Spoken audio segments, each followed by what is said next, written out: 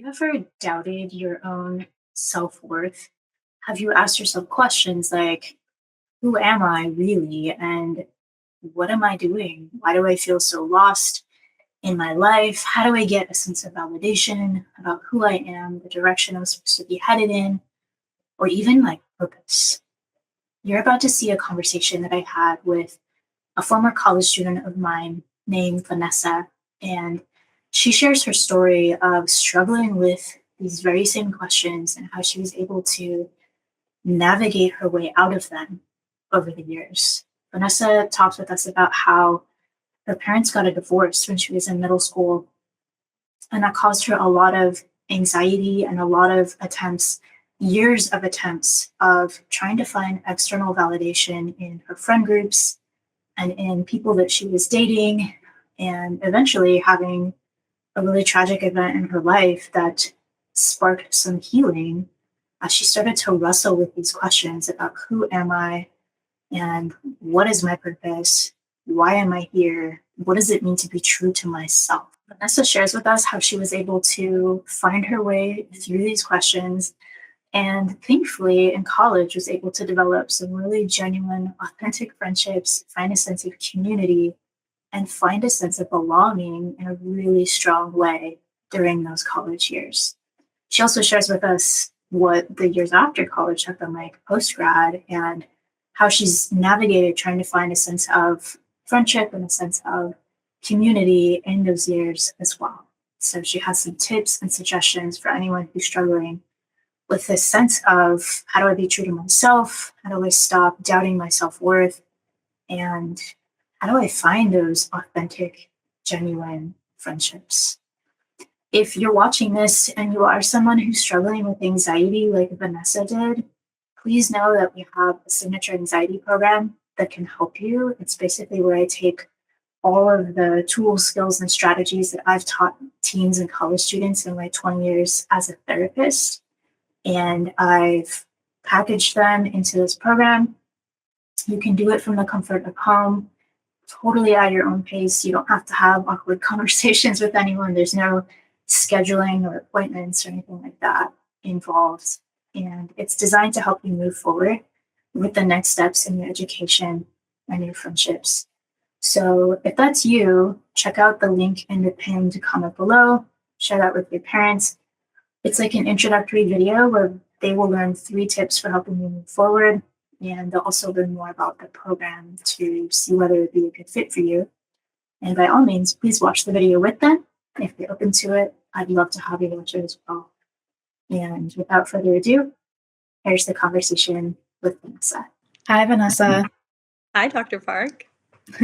Thank you so much for being with us here on the channel. And before we kind of dive into our conversation for today, I always start by giving people who are joining us or watching, give them some context for our conversation, especially if this is their first time joining us. So welcome for anyone who's watching. And my name is Dr. Park. My guest today is Vanessa. And I always explain that although I am a psychologist and I've been doing therapy with teens and college students for more than 20 years now, Vanessa is not my therapy client. This is not a therapy conversation. This is a conversation between the two of us as human persons. So there you have it.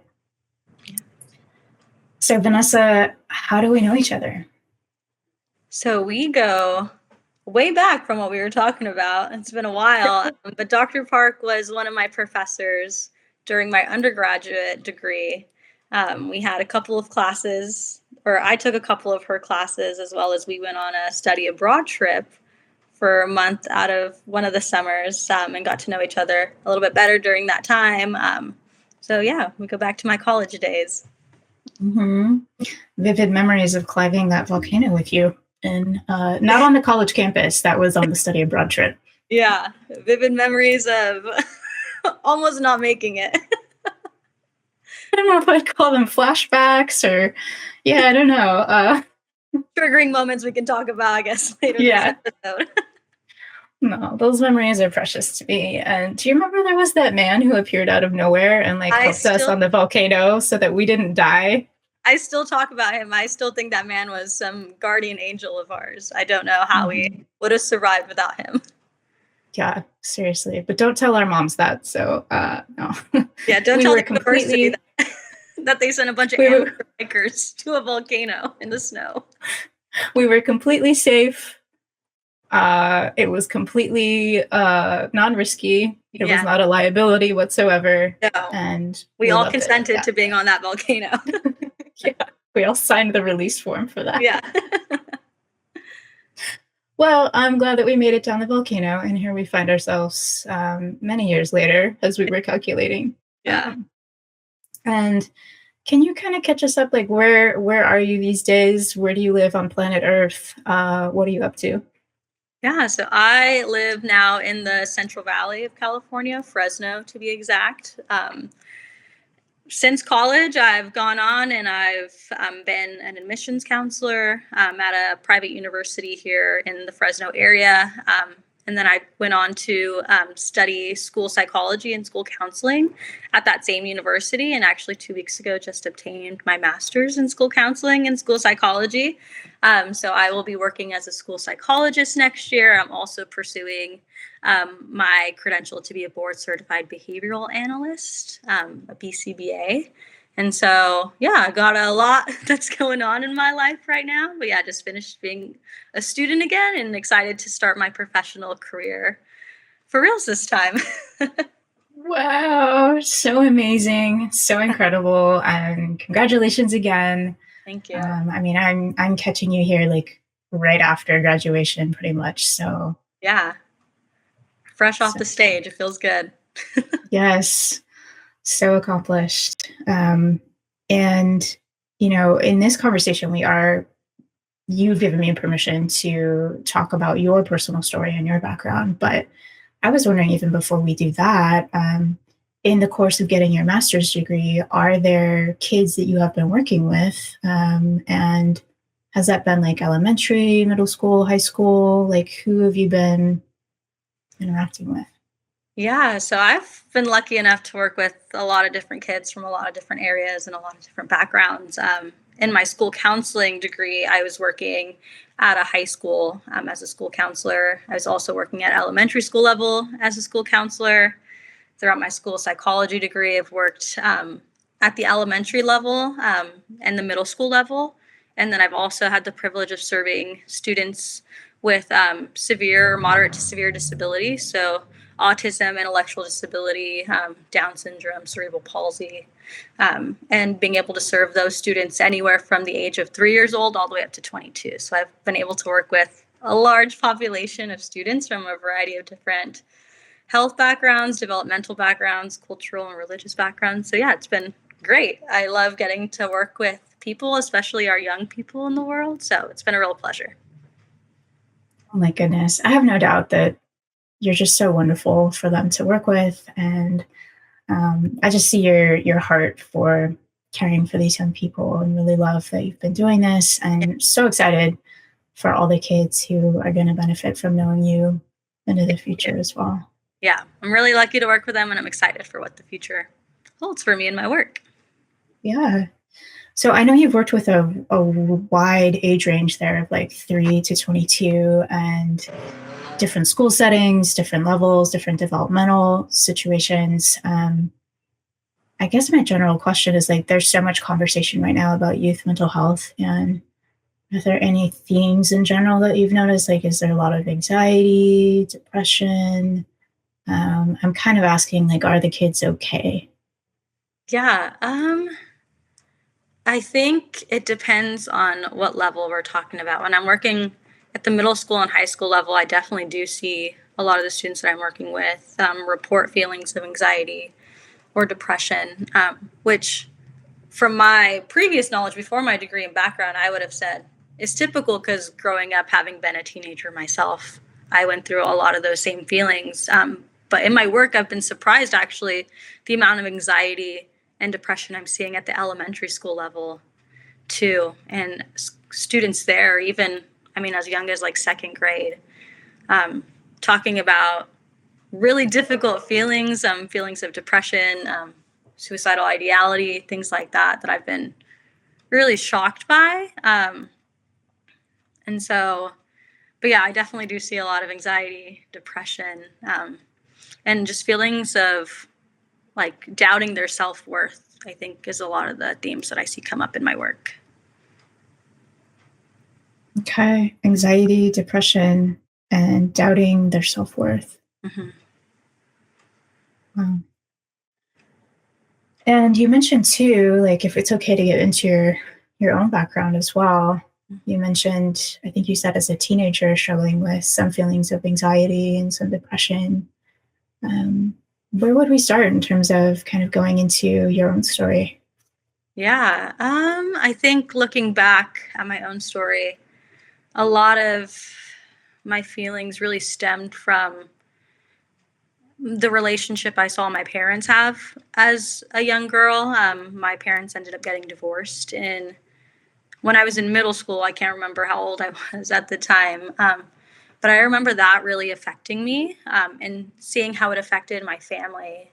I was always a girl and a family member who I loved my family, and I just wanted to take care of everybody and please everybody. I was definitely a big people pleaser growing up. So when that kind of shook my family and I watched my family break, um, I felt like I was the one, even at maybe 13, 14 years old, who felt like she had to put it all together again. And so I think that's where a lot of my anxiety stemmed from as a young girl, just feeling like this lack of control of what was going on in my family dynamic and what was happening in my life as a result of that. And that manifested itself in trying to make everything better and trying to get control of my life and my family members' lives, which was obviously outside of my control, and watching my family slip deeper and deeper into their own mental health. Really, I think I repressed a lot of my own mental health at the time and didn't recognize it for what it was. But that definitely caught up to me later on in life. But I just remember as a young girl, as an early teenager, late teenager, really trying to find myself and my purpose and like serving, what I called serving others, but really trying to fix everybody else because I couldn't fix myself, is what I thought. So finding situations where I felt like, oh, I can help and have this like savior complex. I think that's kind of where some of my earliest feelings of anxiety came about, which I think that repression that I had led to some depression in later adulthood. Okay, so there was this brokenness that happened in your family with your parents' divorce, and of course you loved your family and you wanted to put it all back together again. When you use that phrase, it was almost like Humpty Dumpty, right? Like Yeah. something broke. I don't mean to be funny about it, but that was literally what it reminded me of, right? Like something tragic has happened. There's brokenness here, Mm-hmm. and how do I put it all back together again? And you seemed to kind of want to take that on, and take care of other people and have some control in Yeah. a uncontrollable situation. Mm-hmm. And I take notes as we talk. So if you see me looking down, that's why. But then anxiety would come along with that, of course. Mm. And it was interesting how you said that like serving others was sort of this code for trying to fix other people because I can't fix myself. Mm-hmm. Yeah. Uh, what were your attempts to put it all back together? Like what did that look like? Yeah, I think, and it's funny now too, because I'm working with students in similar situations. I hear them say things out loud that I'm like, that's exactly what I thought. I didn't have words for that back then, but I understand this now. But I just felt like if I could be the perfect person, like things would come back together. I think maybe as a child of divorce, many children feel like they had a part to play in the divorce, which is typically never the case.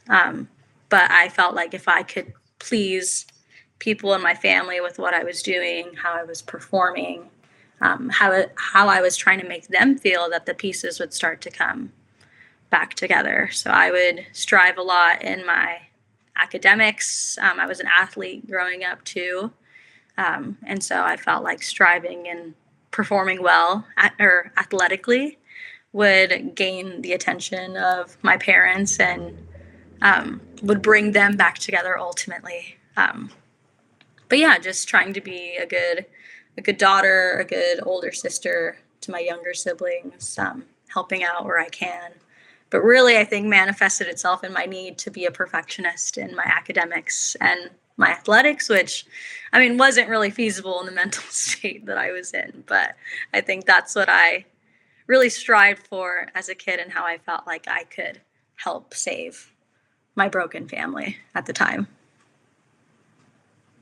When we're younger and our parents separate or our parents divorce, we don't have a way of understanding that in the way that adults would understand it. And so sometimes we think we even unconsciously had a role to play or that we caused it. And Yeah. so if I did something to cause it, then that means I can do something to control it and fix it. And it sounds like for you, you added that up as like, if I'm this perfect person in my academics or in my athletics, that might mend my broken family. Yeah. I learned pretty quickly that that wasn't the case. How did you learn that that wasn't the case? It just didn't work, or Yeah, what? I think I seen it try to work and then fail again. And after just a cycle of that for a while, I kind of came to terms with I can't fix this. So I started, I think a lot of what I was saying earlier, like doubting my own self worth, like I wasn't good enough to fix this. And so then I started seeking external validation in others, in the friends groups that I was in, and the boys that I liked, just seeking things outside of my family and outside of myself that could, I guess, fulfill me or give me some sort of purpose. When I thought, okay, I'm not good enough to fix my family, who and what am I good for? I think is a lot of the questions I was asking myself as a teenager and young adult. Who and what am I good for? Mm-hmm.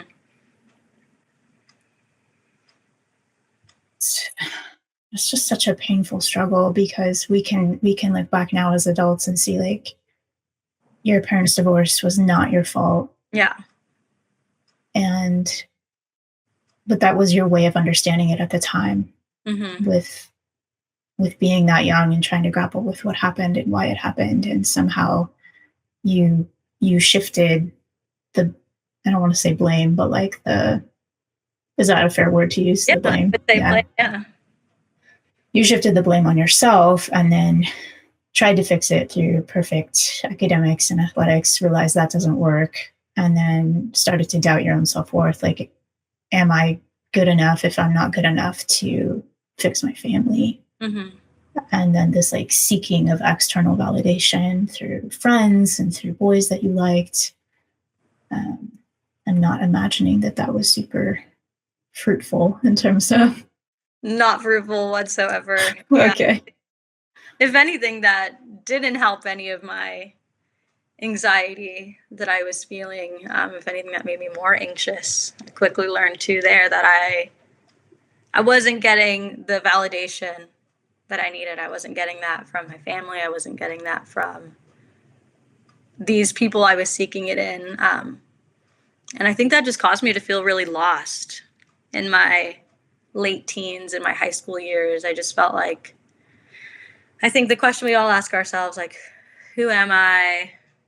Like, I don't feel good where I'm at. Like, where am I supposed to be? I think looking back now, I spent a lot of those years chasing those answers. I used to think I was a great athlete and that was my purpose and that was my identity and that was who I was, or finding my identity in my relationships, which ultimately young love didn't work out. But yeah, I think I was searching so much for that I mean, I just wasn't finding the answers that I needed. And I don't think it was till college that I learned that those things didn't define me. That my past didn't, I wasn't seeking I don't know, my purpose and like the right things and my academics, because obviously those weren't doing good at the time. And my athletics, I mean, it didn't give me a scholarship, so I wasn't going anywhere else with that. I was putting all my identity and all my purpose in the wrong areas. And I was using that as a way to, like, I don't know, like fix a hole that I had inside of me, like a part of me that I felt broken. I was just trying to patch up with like some regular old tape. And I think by the time it came to early college, I was kind of just like ripping at the seams, like not being able to really hold it all together anymore. And at that time, I just like didn't feel like I had a community of people that I could talk to about like what was going on in my life. I felt like if I went to my family, that puts more stress and burden on already burdened people. Although I love my family and they were a safe place for me, I just didn't want to be that extra burden going on. The group of people that I was hanging out with at the time, although I considered them good friends, they just weren't safe places for me to express what I was feeling and what was happening in my life. And so I think when I chose a place of my own in college and found a group of people, I think what really shifted for me was like community and finding people who were safe places for me to be vulnerable. Because I think that's just what I was missing in my life, was just a space to be vulnerable and authentic to the people that I'm living life with, instead of feeling like I'm living this like perfect lie where I'm trying to keep it all together on the outside, when like really everything that I was doing in my life was a lie to create this persona of how I wanted to be perceived at the time. It's a perfect lie. That is such a compelling way to put it. And that imagery too of like there was I almost had this image of like there's like a void that you were trying to fill, Mm-hmm. and you kind of were duct taping it together with, academics, athletics, friends, boys. Mm-hmm. And then by the time you hit freshman year of college, just like kind of falling apart at the Yeah. seams and feeling very lost. Yeah. So I'm very glad that you seem to have a turning point when you started college. And I Yeah. do want to ask more about that in a minute. But before we go to college, like I do have more questions about this kind of high school Yeah. period.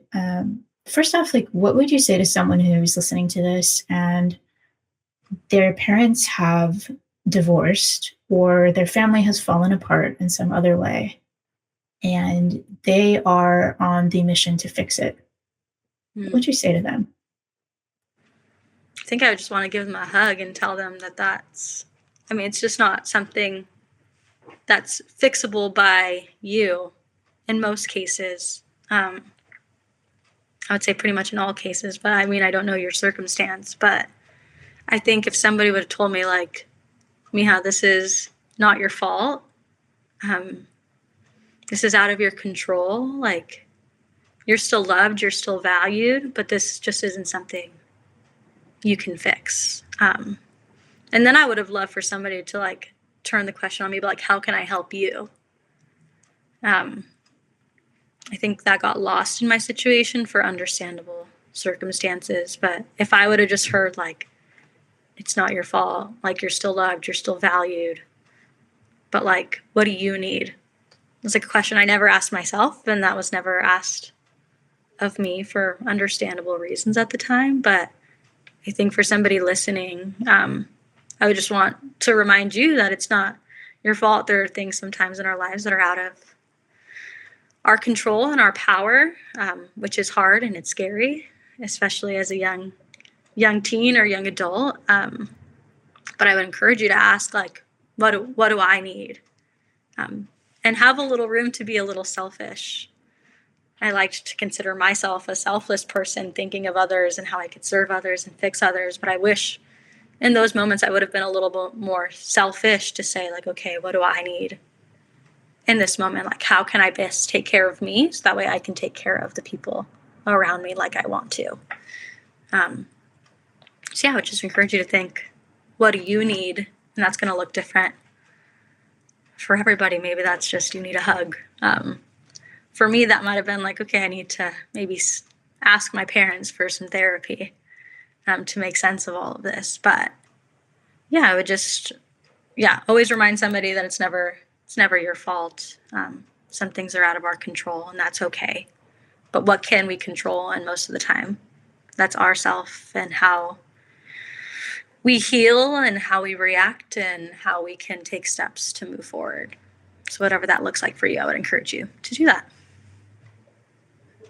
Okay. Thank you for speaking to that person who might be listening and going through that right now. And you also mentioned that something that I think a lot of us struggle with, especially in high school, but this idea of doubting our self-worth. Mm-hmm. What did you notice about that? What was that like for you? Can you kind of unpack that, like doubting of your self-worth? Yeah. I think that stemmed from the lack of, like, I felt like a lack of being wanted as a child for the parent who left me, or that I felt like had left me and my family.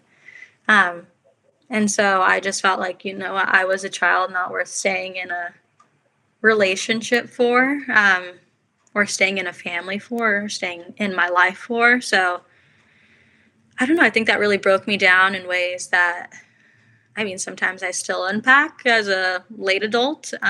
But yeah, I just felt like I must have done something wrong, or I must not be who somebody wants me to be present in my life. And so I think I started looking for ways to find that, like what about me is missing. But I never looked for that in the right or healthy places. It was a lot of getting into friend groups who I felt like these are people who I want to be.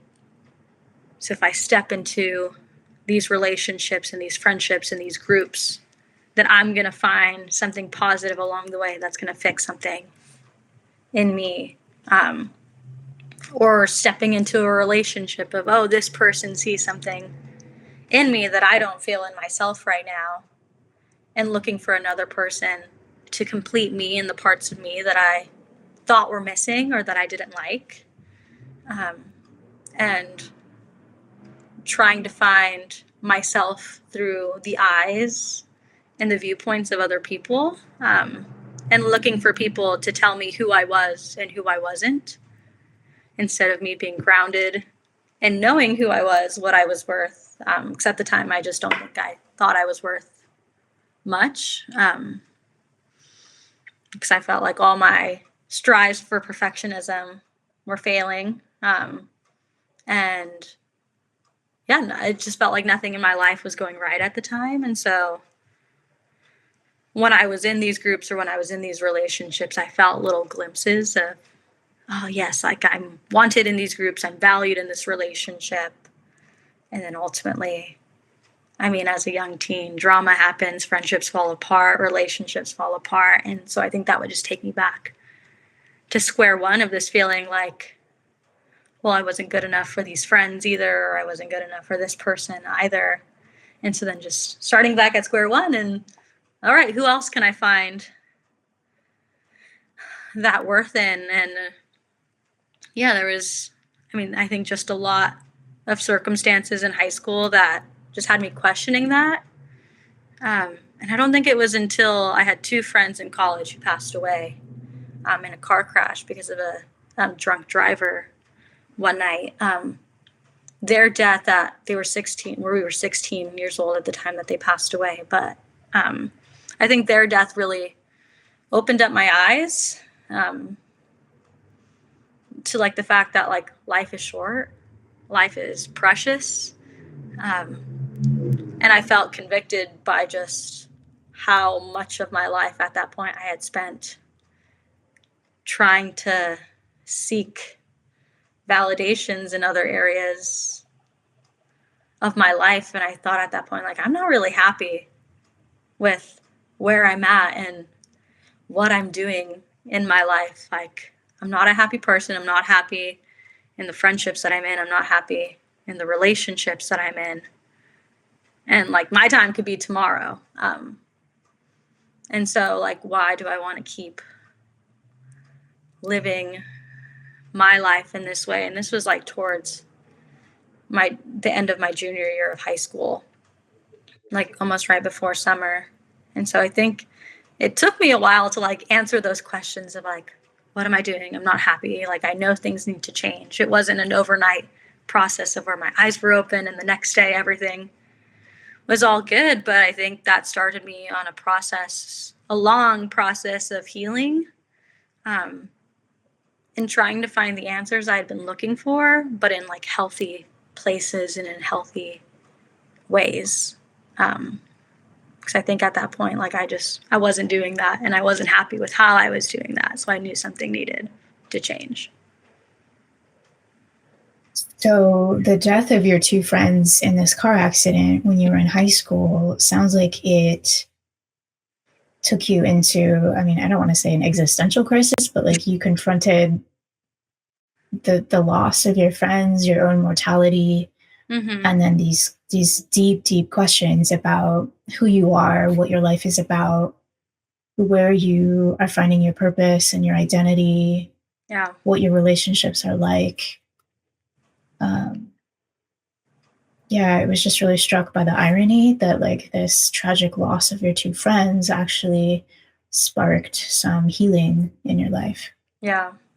I think the reason for that is I admired these two girls so much.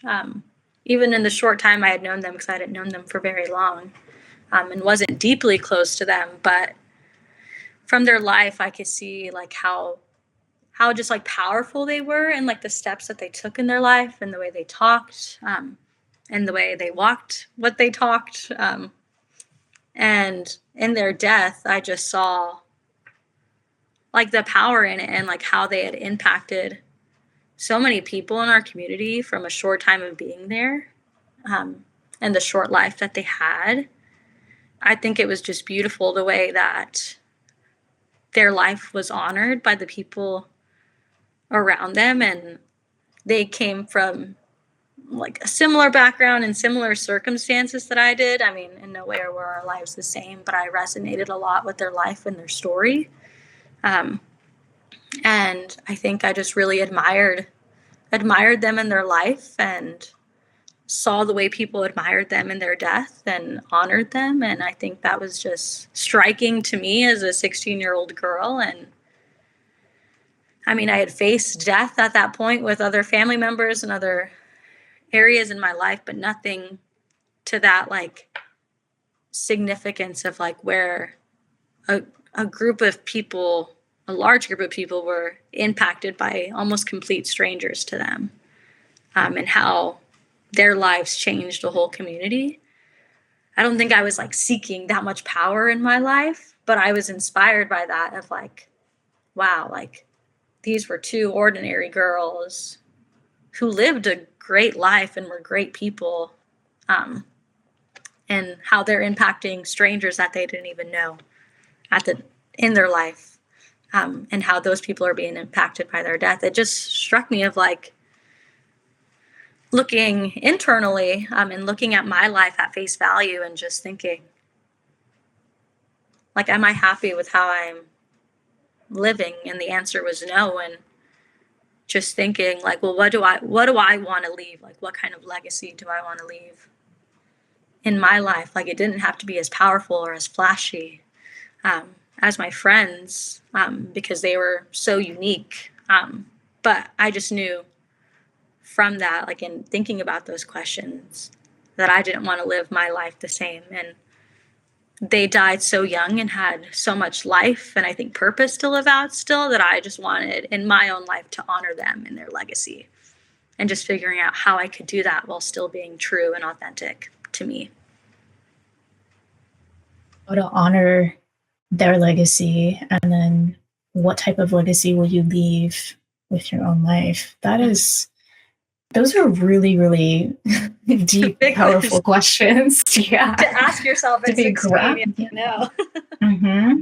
Yeah, and I think a lot of, well, I don't know. I don't want to speak for 16-year-olds, but I think those are very, very powerful questions for any of us to reflect on, and they create so much clarity in our life. Like, we only have our one life, and if you wake up tomorrow and you put your pants on, like, what type of person are you going to be? Like, Yeah. time is ticking, you know?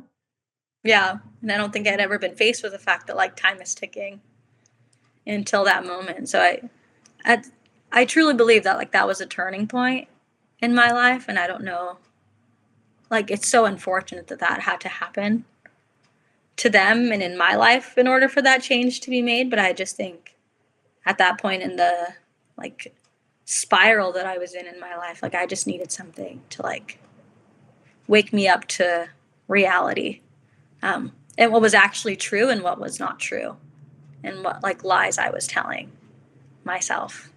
Because I don't think without that I would have believed there was a way out of the web I was spinning myself into. And yeah, you were spinning yourself into a web of the perfect lie. And it sounds to me like you were doing so with like your best intentions. Like, this was you trying to live your life up to this Yeah. point, right? And then their deaths seem like they really woke you up, like really shocked you back Hmm. to life. Yeah. If someone's watching this and they haven't had that wake up moment yet, Yeah. I know that there's nothing you or I could say that's gonna wake them up. But if they're still sort of caught in that cycle of trying to seek validation in other places, like the folks that they're dating or the friend groups that they're connecting with, what would you say to someone who's like chasing that validation from other people? Yeah. It's such a great question. Like you said, I don't think I could ask or say anything that's going to stop that immediately. But I think what helped me in that situation was just like asking, like, what am I looking for out of this? Like, what's the end goal of this? Like, what am I trying to gain? Um, and when I was asking myself those questions at that time and realizing, oh, I was trying to gain the validation and love of other people because I didn't feel like I was getting that where I needed it to. Yeah, I think it helped me like, okay, well, why am I like asking more of those questions? Well, why am I seeking that? So I would just ask like, if you're stuck in that cycle or you're chasing something that seems like it's unachievable, that you're not getting it, like I would maybe just ask yourself like, what are you looking for? Like what are you trying to gain? What are you trying to achieve? Um, that's a hard question to ask, and I don't think those answers come so vividly once you start asking those questions. I think it requires a lot of reflection and a lot of thinking. But I think once I got to the point of like finding, okay, what my end goal was, I could take steps backwards to figure out, like, okay, how can I actually achieve this in a way that's healthy and positive for me in my life? And that breaks this cycle that I'm in, that I'm unhappy in. Do you have a sense of like what your healthier version of an end goal became? Does that question make sense? Like, once you were asking yourself these questions and you kind of realized that you were just seeking validation in other people, Mm-hmm. uh, yeah, I guess I'm asking what is the healthier end goal that you sort of redirected toward? Um, I think it took me a long time to find that, and truly, I'm still trying to find that. I think that's a process that I work through every day. But I think for me, at that point in my life, I felt unloved. That was the truth that I was telling myself at the time. So I think a lot of that process started with like trying to love myself, and taking the steps to love me and who I was, not who I was trying to be or wanting to be, and loving myself for who I was and what I was, all the good, the bad, the ugly.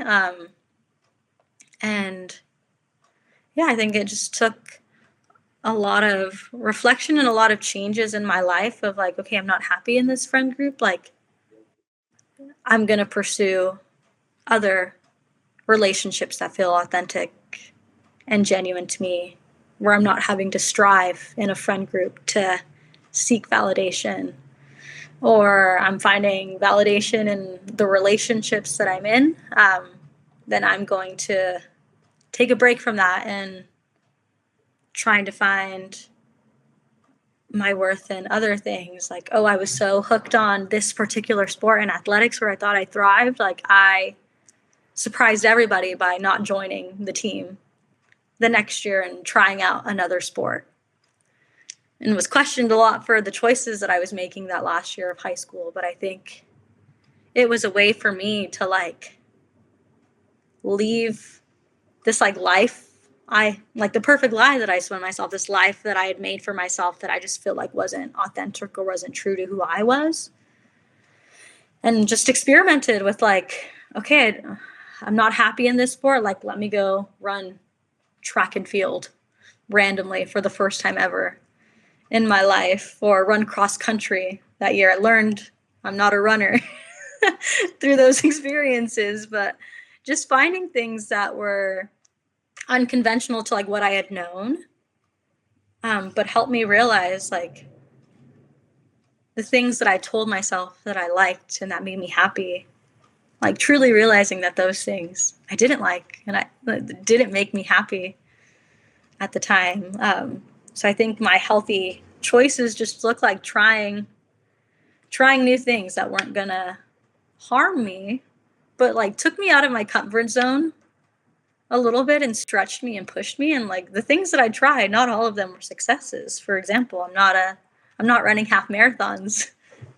The cross country did not take, but I think just helped me see different opportunities in life and different outlets and different people that I could surround myself with. And I think that really made a big difference. It's definitely a learning curve and it's trial by error sometimes. And it's also just like finding people who you feel like, I think what really helped was I found groups of people who I felt like I could really connect with and not just on like a surface level. Like I found people who I felt like I could be vulnerable with.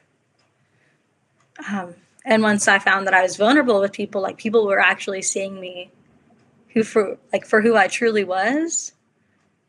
And when I was being validated by people after showing them who I truly was, it really helped heal like some of that self-worth of like, okay, I didn't need to pretend to be all these people or all these types of ways or have all these characteristics that I was previously living. Like people can accept me and love me for who I am, flaws and all. That I really started, I don't know, to heal, to find or to understand that like I was exactly who I needed to be, even if that wasn't the perfect version yet. Once I found people who I could open up to and who could like speak truth and speak life into me in a way that was healthy and not like just boosting my ego, was really helpful for me. I'm reminded of the idea that we sometimes talk about in therapy of the false self and the true self. And it's not really like, either or, it's not so black and white, but we talk about it as like we're all kind of on a journey of falling into a false self. And for people who aren't familiar with that idea, the false self is like a mask that we wear socially and we present a certain way. So, kind of like you're saying, Vanessa, like this perfect lie of a life that you were living, trying to find your validation in other people or find your worth or your identity in a sport or friend groups, and eventually finding your way to trying new things, getting outside your comfort zone, and then finding people you could connect with where you could be vulnerable with them and it sounded to me like experience safety and trust when you were vulnerable with them and experience that validation as well. Mhm. And can you help us understand a little bit, like, how could you tell the difference between like a more superficial friendship versus a more authentic, genuine friendship? That's a great question. I think the biggest difference for me was in my superficial friendships. I don't think all aspects of it were superficial, but I always felt like I needed to prove something in those friendships. Um, that I needed to essentially like fit in because I knew I wasn't who these other people were. Um, so I felt like I had to make choices that I was uncomfortable with a lot of the time. And I felt like I had to adjust myself to be a part of the group. And I feel like when I was in my non superficial or more like authentic friendships, I never felt that way. I never felt like I had to lie like I was in other friendships or break rules that I had for myself or that my parents had for me in those relationships. I also feel like in my superficial relationships, I never felt like I could be honest with those friends. It was always just like talks about like boys and sports and like, I mean, we would talk about things that were happening in our lives, but like never to like a deep extent, like to where we were actually talking about our feelings or how it made us feel or exploring that at all. It was kind of just like, yeah, this is happening. It's bad. Okay. When do you want to go shopping next? Yeah. Kind of like just the facts and nothing Yeah. deeper, right? Yeah, Yeah. just the facts. We're living on the surface in a lot of our conversations. And in my more authentic relationships, I felt like I could go there of like how I was feeling, what I was feeling. Um, and I was being heard in that too. Like it wasn't just like I was spilling my guts and it was kind of like pushed off to the side. Like people would really sit with me in those feelings and question me and challenge me, like question me in a good way, question me to like keep exploring some of that and like challenge me on how to work through some of those feelings. And yeah, I just felt like I never had to change who I was or lie or make up this other persona just to feel like I belonged in that group. So a more genuine, authentic friendship is one where it sounds like you can show up as yourself. You don't have to lie to prove yourself or fit in with other people. And with those more genuine, authentic friendships, it sounds like people would listen Mm-hmm. and ask you questions and sit with you Mm-hmm. and like, be with you rather than just like, okay, let's go shopping. Yeah. And it was also like a two-way street. Like they would do that for me, but then I also felt like I would do that for them. And some of my more superficial relationships or friendships, sometimes relationships always seem very one-sided. Um, like I said, I liked, as a people pleaser, I like to help. I like to try to save. Other people have this like savior complex. And so I felt like I was always trying to help my friends, but never felt comfortable or safe enough.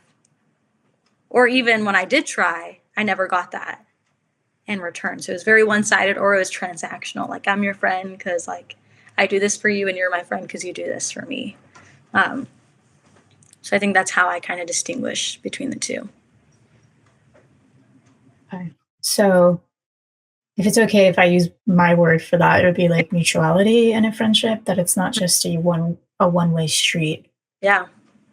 Um, that we are there for each other and we care for each other. We might help each other a little bit, but neither of us is here to save or rescue Yeah. the other person. And yeah, that mutual support. Mm-hmm. And I had a question as you were talking, but I was listening to you, so then I forgot my question. Oh, here it is. Listening skills. Yeah. So before I ask the question, I'll just share something else that you made me think of, but I once read this post online where the author talked about a metaphor for different types of friendships. And they said in some friendships, we're water skiing, we're just on the surface of the water. And in other friendships, we're snorkeling, like we can go a little deeper and we can see what's under the water. And in other friendships, like we are deep sea scuba diving together and we can go to those depths and we can be with each other. And that requires a lot of vulnerability and also a lot of safety Mm-hmm. with somebody. So, and what was interesting is the author was saying, like, we can have a mix of these different types of friendships in our life in Mm-hmm. any given season, but it is important to discern, like, what type of friendship is this? Yeah. So, my question was, at what point in your life did you start to develop more of those genuine, authentic friendships? Like, was that senior year of high school or was it not until college? Yeah, I feel like that senior year in high school was kind of more like the snorkeling analogy that you gave. It was at that time in my life, it felt like deep sea scuba diving, the length, Sure, of course. the depths we were going to in our senior year talks, in my senior year relationships. But I don't think I really got to those relationships where we were getting like to the very surface of our lives and our backgrounds and our history until college. And I would say it took me a couple of years in college, maybe like the first 2 years, it was kind of still like we're snorkeling and I was kind of testing the waters of like, who are people in my life and in my circle here at this school who I feel like I could really be vulnerable with? Because I think that's also important. I didn't want to be vulnerable to that degree with everybody that I was meeting. Like I wanted to protect myself. And although people are great, I just like knew that like I couldn't trust all people, and not in like in a skeptical way, but in a way that was healthy for me. So I think it took me a couple of years to like find out in college, like who could I go deep sea snorkeling with. Like I did still try to show up and be true and be authentic to who I was and not live in this lie that I previously had. And I think it was around like junior year where I finally found those friend groups that felt safe and felt secure, and felt like we could be really real and go really deep. And I think that was really healing for me to find a lot of that. When you were trying to figure out who you could be vulnerable with and who you could trust, what were you looking for in people?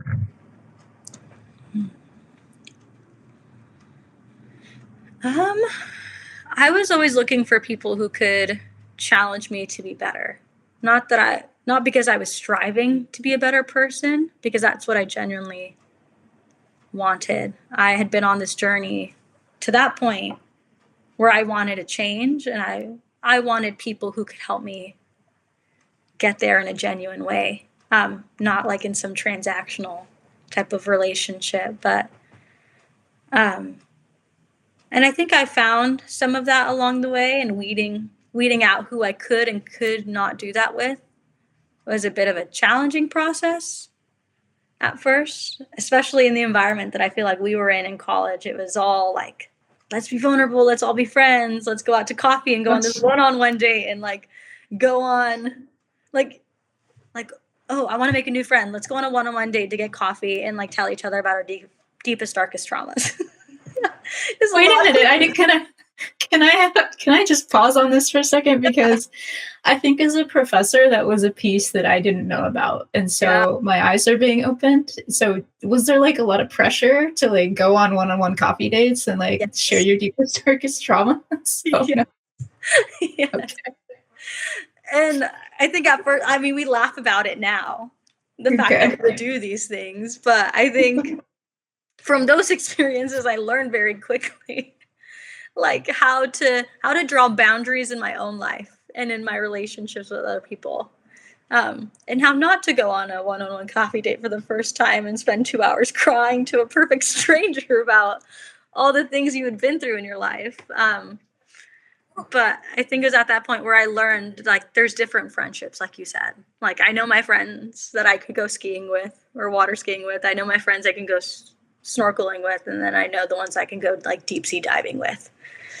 Um, and I think the ones that you go deep sea diving with, like, those start off as your skiing, water skiing friends, and then you do a little bit of snorkeling, and then I think, like, through time and in relationship with each other, like with longevity, like those friendships are developed, because there's that trust and respect that needs to be earned on both sides of those relationships to know that these like are safe people.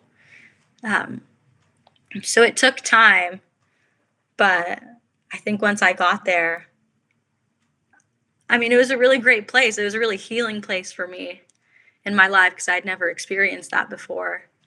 Um, yeah, but it was also showing of like how far I had come, and I was really proud of myself in those moments because there was never a time where I felt like I would get that deep or that vulnerable with people. But it's really beautiful to see like how those friendships like have made an impact on my life and the ones that have stayed. Like it's awesome.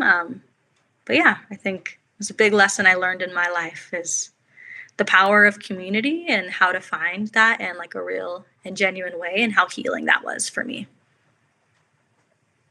Power of community and the power of genuine friendships where you can show up as yourself Mm-hmm. and be vulnerable and then experience someone else in a way where they are trustworthy and they are safe and you can be that person for Mm-hmm. them as well. One of my major takeaways from our conversation is that I should go on some one-on-one coffee dates that are really intense and just spill all of my deep, dark trauma to people. Definitely do not recommend that to the audience.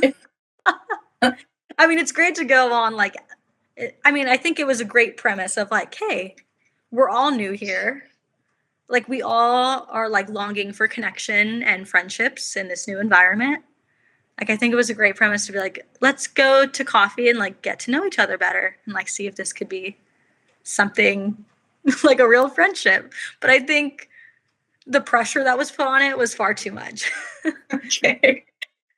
So I'm so glad to hear that you were able to find those friendships in college, even if it was through this method we don't now recommend. But if someone's watching this and they are in college and they are longing for friendship and deeper connection with people, looking back on it, do you have any suggestions about how they can make friends in a way that doesn't involve super intense coffee dates? Yes, I have a lot of suggestions. Oh, okay. Anything but that. But Okay. I feel like what was really helpful for me in college, I mean, thankfully I went to a small college, so it's a lot easier to do. But I think how I found genuine connections is by joining activities or clubs or programs that just felt genuine to like who I was. I know in college that you're surrounded by a lot of different opportunities. And it sounds fun and exciting to try new things, which I always recommend to try new things if that excites you. But I think where I found my community were in places of like genuine interests. And so, like, when I was in those groups, I'm already forming connections with people who are one like minded, like who have similar interests, similar hobbies. But I mean, everybody came from such different and unique backgrounds. So I got to see a lot of new perspectives as well that I hadn't been exposed to yet. But I would encourage you to step out of your comfort zone, maybe if you're not an extrovert like me, but to, yeah, just try new things and say yes to new opportunities as they present themselves if you feel safe and comfortable doing so. But yeah, try to say yes. And also just like don't be afraid to go up to a random stranger who maybe you've heard talk in your lecture hall that you're like, oh, this person's pretty cool. Don't feel like uncomfortable going up to them and just being like, hey, like, I really like the input you give in class. Like, would you like to hang out sometime? And I think just like putting yourself out there in different ways is, I mean, it's nerve wracking for sure. I did that a few times, but I think it's a great way to make connections with people. And like I said, not all the coffee dates or connections I was making were successful by far, but they do know a lot about me, I guess. But yeah, I think stepping out of your comfort zone, trying new things, and just being vulnerable, like going out of your way to like invite somebody to coffee or to grab a bite to eat or go to the cafeteria together. I think little things like that can make a big impact in your social experience in a college setting. There are so many people and faces coming to mind as I hear you say this, and I started chuckling because I want so many people to hear you say what you just said, Vanessa. Yeah. Like, I remember back in my professor days, like, there were certain days where there'd be like all these booths set up on campus for like it was like a club fair or something. Like all the clubs had a booth. And I remember us talking to a student, and she was like, oh, I have to make sure to plan my walk across campus today. And I was like, oh, why? She's like, I have to make sure I go around that thing and I don't go anywhere near it. Like, just like planning the avoidance of having to go to a club fair or, yeah, I think it was just overwhelming or intimidating for some people to imagine, joining a club or finding out about an activity. And like, I can understand, walking through that path. It's like everyone has a clipboard and they're trying to recruit you to their cause. A lot of social anxiety going on there. Yeah. But on the topic of social anxiety, that was the other thing I was thinking about because some of the beloved, precious folks that I work with in therapy, the idea of even setting foot on a campus is terror. Mm-hmm. And like, what if someone comes up to me and they say hi and I'm like, I don't know what to say, Yeah. And so the fact that you would talk to strangers is like, I just wish that I could like bottle that and like give it to many people that I have been in conversation with. I mean, it's like you would actually like talk to a person that you've never talked to before. Yeah. Okay. Like, there was one time I had a dream about a person I never met on campus, but like obviously I knew who they were. Mm-hmm. And I think it was just the nature of like the school we went to and that little bubble and little environment that we were in that was all like social crazy. But I had a dream about this person and I was like, that's so strange. Like maybe this is a sign. Like I just need to go talk to this person. So I saw them in the cafeteria. Or I don't know, maybe it was like in our dorm hall. I don't remember exactly where I saw them. But I saw them on campus and I just walked up to them. Strangest thing I ever did was like, hey, so like you were in my dream the other night and I don't know you. But like you led with that? Wait a minute. That was the first thing you said? Are you the first thing I said? My dream? I probably tried to like make like, oh, like, hey, like I think I know you through so and so and so and so and like but I led pretty quickly with the fact that that person was in my dream. And thought like, I've heard really great things about you. Like, would you like to go like to the cafeteria sometime together and get dinner? Which like sounds crazy. And now in my life, I would probably never do that. Like walking the streets of Fresno, like walking up to a random stranger and doing that. I think it was just the nature of like the environment we were in. But yeah, I just walked up and was like, hey, you want to go do whatever I suggested we did? And we did it, and it was extremely awkward, and that friendship didn't work out, but like still an acquaintance. So it didn't ruin the relationship. But yeah, I think at that time in my life, I just longed for community so much that I was bold about it, which I think really helped me. And wish I could bottle up some of that young Vanessa boldness for myself now. But yeah, I think is what I needed at the time. And I eventually found what I was looking for in people who I could have genuine connections with. Like I said, took some trial and error. Maybe embarrassed myself a few times, but we got there. I love this like boldness about you. Yeah. College Vanessa was very bold. I'm still a little bold, but definitely not having dreams about people and walking up to them and telling them anymore. I think I learned my lesson. Well, it's never too late to be bold. And I have a family member who says, like, the worst thing that can happen is that they say no or, like, that they ignore you. Like, is that Yeah. so bad? Like, if we ask, right? Mhm. We just ask someone something. No is Yeah, definitely not the worst word I could hear ever, so, there you go. yeah. Okay. So it was sounding like kind of like halfway through college, you started to develop these deeper friendships, find a Mhm. sense of community.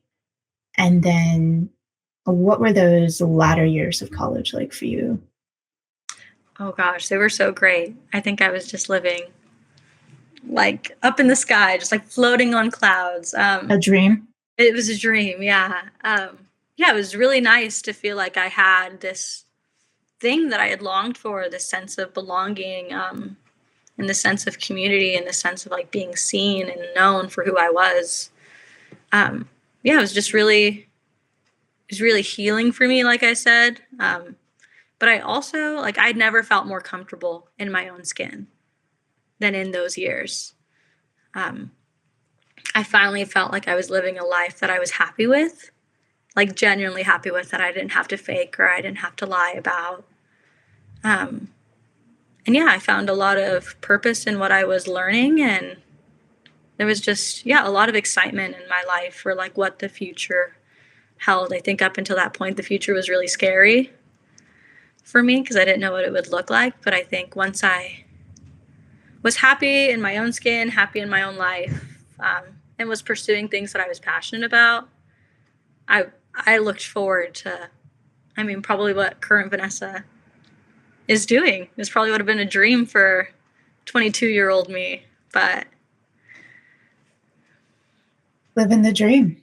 yeah, I'm trying to. I'm trying to remain authentic to who I am and what I'm passionate about, and yeah, still striving for pockets of community that are genuine and authentic. But yeah, it's day by day. It's always a process. And I think after college too is hard because I think you go from being in our little bubble at our school to stepping out into the real world. I shared with you earlier that I moved back home after college. I went to school 4 hours away from where I was raised, and that community that I had worked so hard for and longed so much for was all of a sudden gone. Like I couldn't walk down the hall to my friend's apartment or like to the dorm room next door to like chat with my friend and have this deep talk because I was going through this crisis.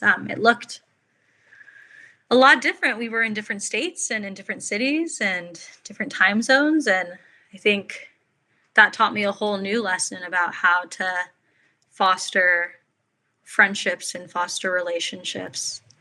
Because it was easy in college, you had all that proximity, but when there's distance and other factors of life put in between that, I mean, we were all working, some of us went back to school, and life just looked different than it had the past 2 years. And that came with a lot of challenges and some seasons of depression of like this perfect life that I was living for 2 years, my dream life. Like I said, I was floating on a cloud.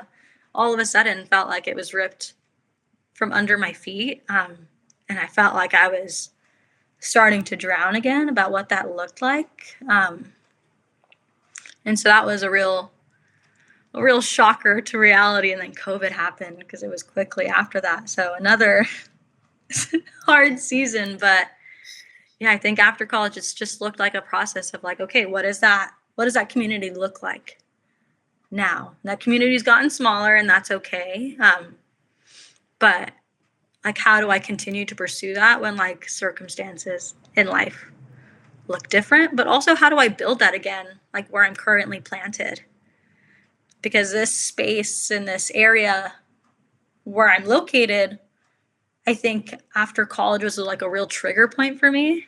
Um, Coming back to a city where I felt like my whole life was a lie, and like where I didn't feel comfortable, like I didn't feel comfortable in my own skin when I was there. So coming back after I had done all this work and all this healing in myself and finally felt healthy, like coming back to a place where it held a lot of like darkness for me was really hard. And having to work through that was really difficult. I mean, through therapy, I learned tools that could help me. But yeah, I think it looked a lot different coming back after having gone through all that change. And I mean, even still now, like looking at like where I'm at and how do I build those roots that I had in college, and how do I do that where I'm at now? So I felt like, dang it, I have to do this all over again, but which was scary and intimidating at the time. But I mean, slowly but surely, we're getting there. And I mean, a lot of years past when I first moved back home, but like I said, it's still a process that I'm working on, and I'm pushing my late 20s now, and that was something I had at 22 that at 28 I'm still working through. So it's a process of life, but yeah, it's exciting to learn what that looks like in different stages in my life.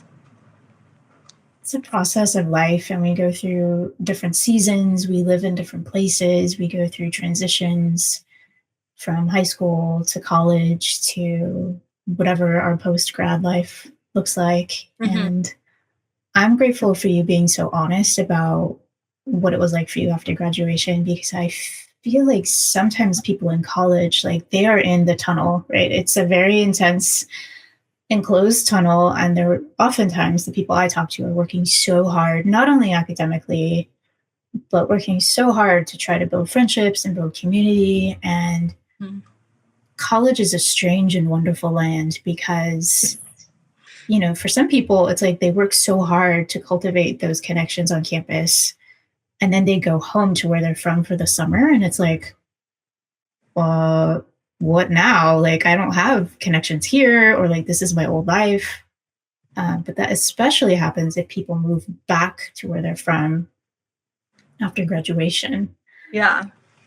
And it can feel like falling off a cliff for many people. And also because in college, it's so like structured and regimented, right? Like, you know where to go in your day, you have a schedule, you sign up for these classes, and then life after that is really, really, really different. And I heard someone say the other day that up until college graduation, for those of us who go to college, right? Not everyone does. It's not a good fit for everyone.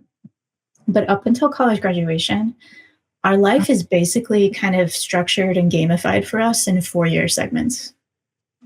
Yeah. In general, right? Yeah. Like, depending on how we count the years, but it's like elementary, middle, high school, college, maybe grad school.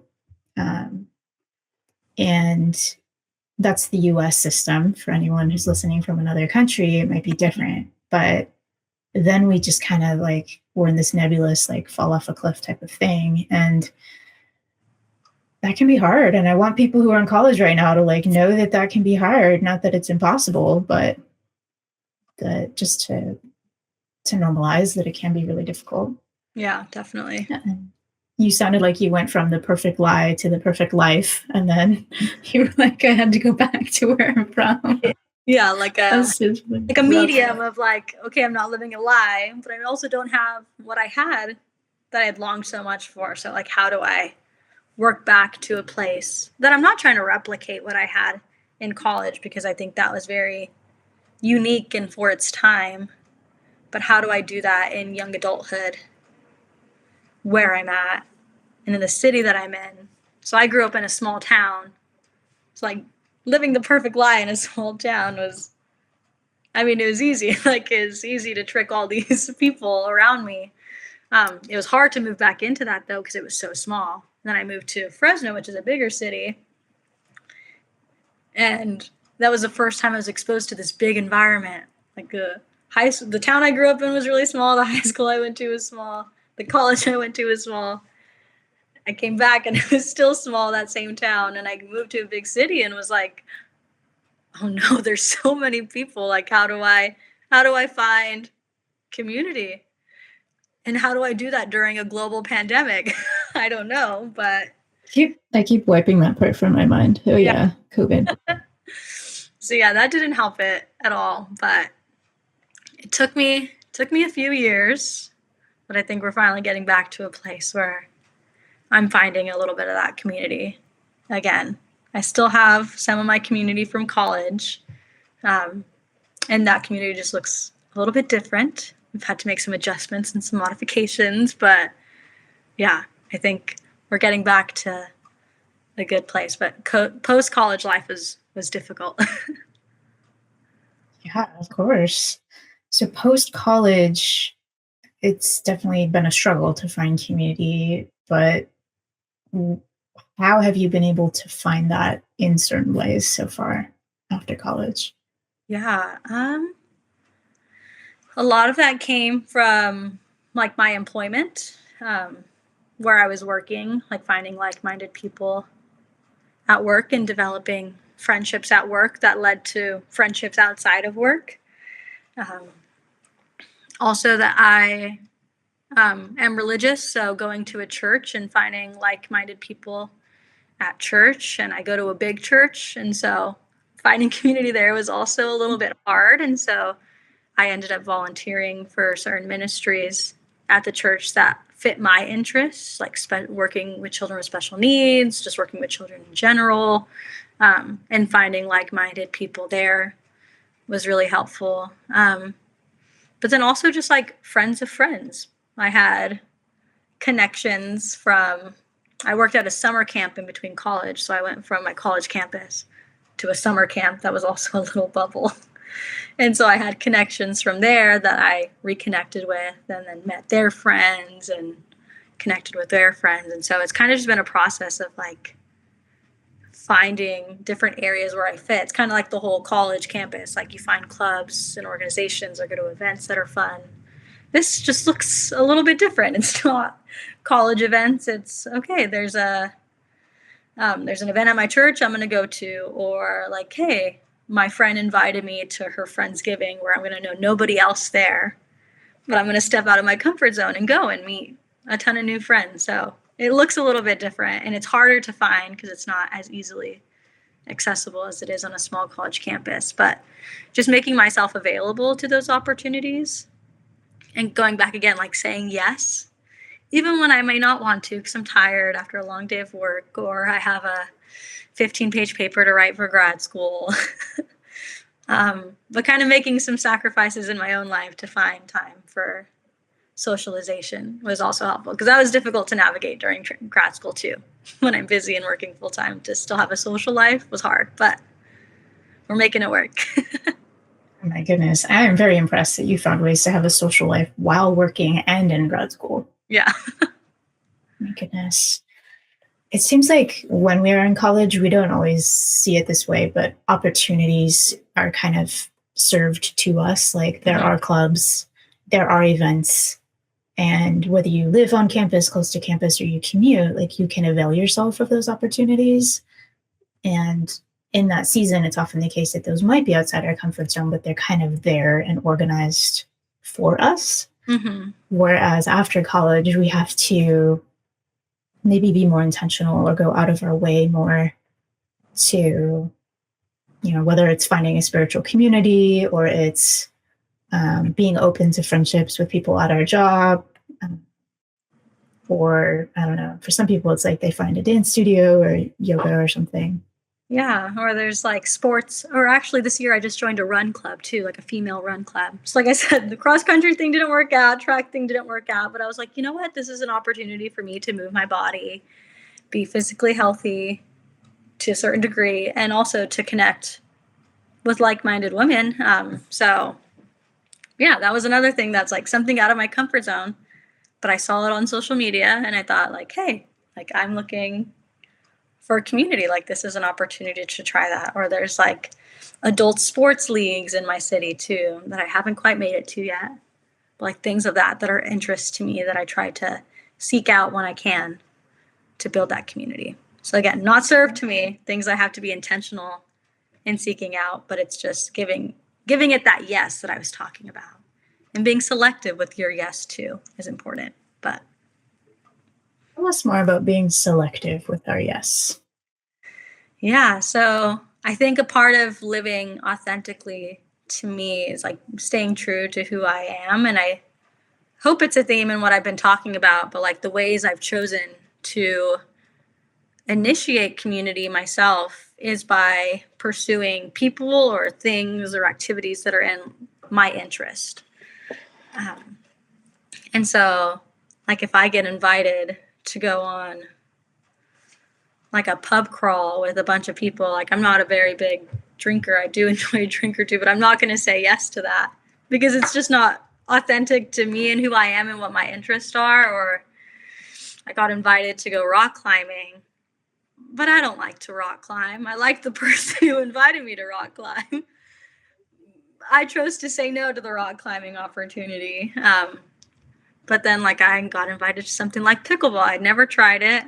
And I was like, you know what? Pickleball is all the craze right now. Like I can step into it. Decided I didn't like pickleball, but still decided to pursue the friendship. So just things like that. I see things all around town that I'm like, oh, that sounds fun. But like, is it true to who I am and what I'm looking for? I'm never going to like judge what's happening around me. But I think just being intentional with who I'm spending time with and what I'm spending my time doing is something that's really important to me, especially as somebody who has limited time the past couple of years in school. So I think it was just really important for me to be selective with what I was saying yes to and making sure that those things aligned with like who I was as a person, how I wanted to live, and like my truth. And your values, I would think too. Yeah. Like that everything you just said is like, oh yeah, you were making choices about like who you are, who you want to be, this true self of who you are rather than your false self. And Yeah. I think your values is what I was hearing as well. Mm-hmm. And I think that's so important for people to hear, Vanessa, because sometimes when I have conversations with folks, especially when we feel lost and when we feel lonely and we're longing for connection, there can sometimes be a desperation for connection, and we can end up saying yes to things that end up being harmful. Mm-hmm. And so I think you're sharing a lot of wisdom with us about the importance of being selective in what we say yes to. Yeah. And I think that's a lesson that I took from like my early teens, those first couple of years of high school. I was saying yes to anything that was offered to me, even if it was something that didn't align to like who I was or my values, or if it was something I was scared to do. I would say yes for that fear of like not being accepted in the group, or being seen as less than or weird or whatever label that they wanted to put on me because I didn't do it. And so I think of now when I'm looking for opportunities, I never want to just be like a yes girl who's going to say yes to anything, even though it doesn't align, because I know that's how I got into my cycle of lies and the perfect lie that I strung for myself. So I don't want to ever do things for people's validation. Like I want to do it because it's who I am and it's what I want. And if that doesn't align with somebody else, that's okay. Maybe that's not the relationship or the friendship for me, but yeah, I try to be really, really specific on what I'm looking for. And I think that's been helpful for me to have some of those boundaries up in my life. Absolutely. And there's so much wisdom in how you've done that. So thank you for sharing that with us. Yeah. And it's kind of a hard thing about yes, because let me say what I mean, explain my background with that. So a lot of the people that I work with are trying to take steps outside their comfort zone. And so they're saying yes to an opportunity that comes their way or something they do want to do that is in alignment with who they are and their values. Mm-hmm. And so in that sense, saying yes is really important. Yeah. This is about to get random, but last year I took 16 weeks of a class that was called Improv for Therapists. And I have a little side obsession with improv comedy and sketch comedy as well. But in improv, the main principle is yes and what it means is like, can we find in ourselves this place of just saying yes and going with the flow of life? Mm-hmm. And the yes and is that you're just in an improv setting, you're just going to take whatever your partner or other people in the scene are doing. You're just going to say yes, and then you're going to add to it. Yeah. And it is kind of a life philosophy, but I think what you are saying really helps refine what that means, because we shouldn't say yes to anything. We should say yes to the things that are in alignment for us in terms of who we are and where we are going in life. Yeah, definitely. I know we've talked about a lot of different things today. And I tend to have a final question that I ask people as we end. But before I ask my final question, is there anything else that you would like to share that I didn't ask about or that we didn't touch on? Yeah, I think if I could just leave any words, I don't want to call them of wisdom, but just of experience that I've had for teens and young adults, I would just say, like, be true to who you are. And I think that's what I love so much about this upcoming generation that I'm getting to work with, is I feel like they're some of the most truthful, for good or for bad, but also like authentic people I've ever met. Like, I love seeing our youth not be afraid of who they are, and I think living more genuinely than in the time that I lived in. So I'm really encouraged by that, and I would just continue to suggest, like, leading with your heart and leading like with, I don't know, just, I mean, vulnerable and authentic to and true to who you are, because I think that's really important, and there's nobody else out there like you. Like you said, we all have a unique fingerprint, and I would just encourage you to leave that on the world, because like nobody else can do that but you. Beautifully said. Okay, so my final question, and we've sort of touched on this a little bit in our conversation, but the final question is, what do you wish you knew when you were younger?